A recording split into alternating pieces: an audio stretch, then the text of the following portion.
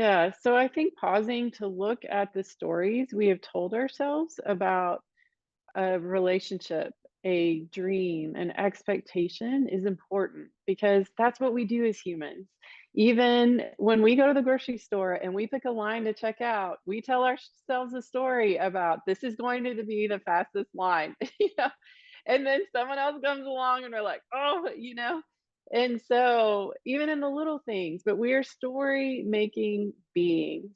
And so, whenever we encounter pain, it's because the story we told ourselves does not match the story we're living.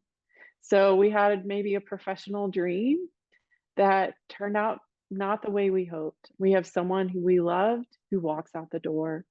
We want to be a mother, and that doesn't happen. And our culture tells us how to grieve tangible losses. We go to funerals, we have rituals around tangible loss grief.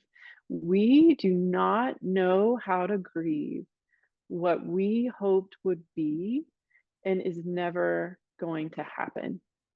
And I think that is really hard. And so I think the first step of healing is to say, this is the story I told myself. It was a good story. I would love for it to be one that is coming true, but it's not. The story I'm living instead is this, and to put words to it, and to be able to say, God, because there is a gap between those two lines, I feel grief and I need healing. And I think that is the start of where God can say, I get it.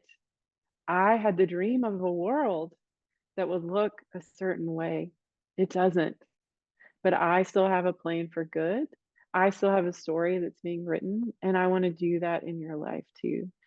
And so that is, I think, a starting place for all of us today to say, what story in my life did I tell myself that didn't come true? What's the story I'm living now?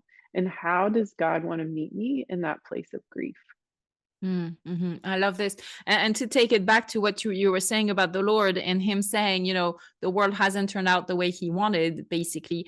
But that's only from the perspective of humanity that we say this because we do not have the full picture. God in his divinity knows that the very fact that, before the creation of the world, his wanting to display his love meant the fallenness of man because it meant the redemption through grace. Love is fully exhibited through grace, which requires the need for grace. And that's the very crucible in which he has placed us. And so from our perspective, it looks like the world didn't turn out the way God wanted, but God is saying, whoa, whoa, whoa, story's not over yet.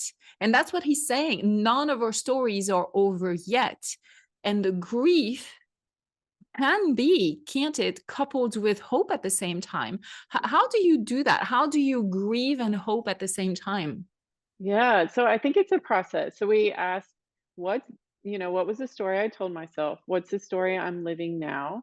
What are the lies I'm believing because of that story? Because usually lies come in, like, I must have done something wrong. We've talked about that. That's a huge one for my story to look like this. And so saying, what is that? Then, God, what is the truth you want to replace those lies with? And then what is the new story that you have for me?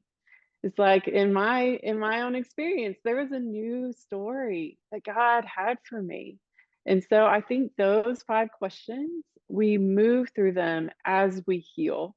And I said them all in a row, but there's often months, even years in between them. But we start with a broken story and we end up with a new story that God has for us.